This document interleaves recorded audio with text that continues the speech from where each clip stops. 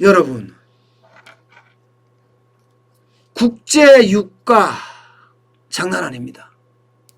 당연히 휘발유 값도 장난 아니에요. 경유값도 장난 아니고 그야말로 뭐 푹푹 올라간다고 이야기할 수가 있습니다.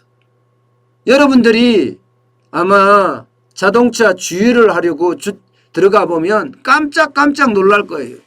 리터당 지금 10월 12일 현재 보통 휘발유가 1683.84원입니다. 아유, 진짜 많이 올랐죠. 경유도 마찬가지예요. 경유도 1479.99까지 올라갔습니다. 이게 올 1월만 하더라도 휘발유는 1436.73이었습니다. 얼마나 오른 거예요?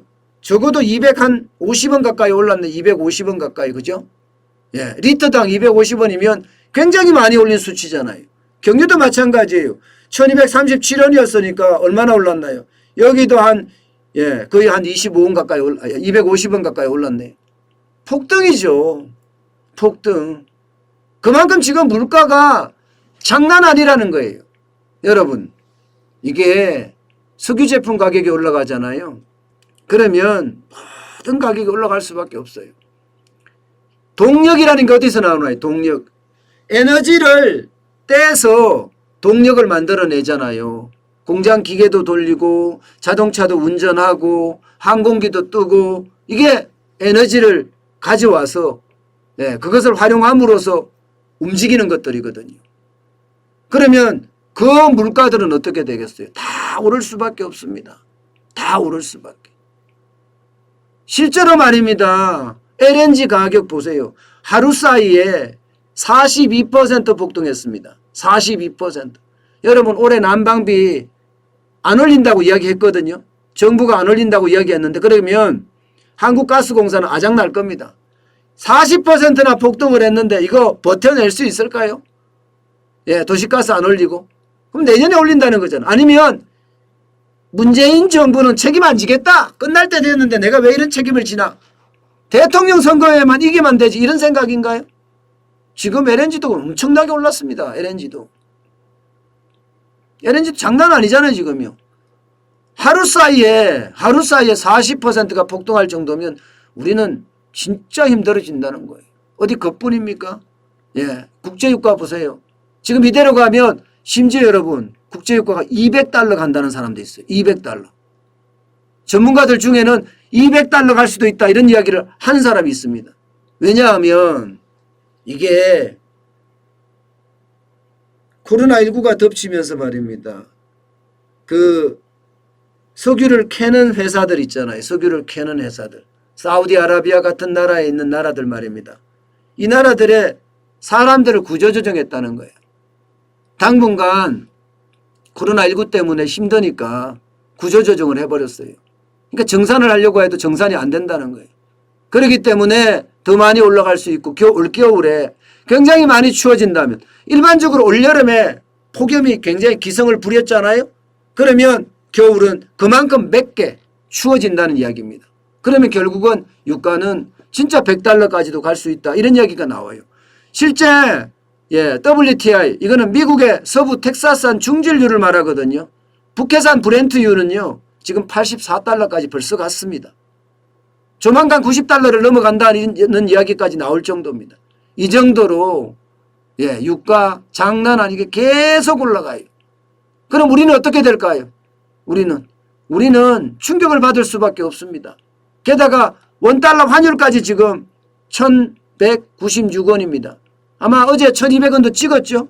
이게 1200원에서 일단 1250원은 금방 간다는 이야기가 많아요.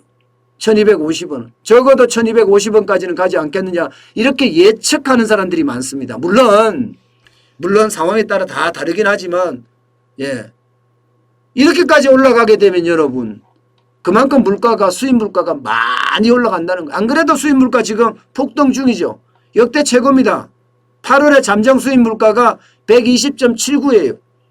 전년 대비해 보면요. 20% 이상 폭등한 겁니다. 20% 이상. 수입 물가가 폭등하면 어떻게 되겠습니까? 소비자 물가는. 당연히 올라갑니다. 생산자 물가가 폭등을 하면 이게 그 다음 달에 바로 반영이 되지만 수입 물가가 폭등을 하면 그 다음 달에 바로 반영은 안 됩니다.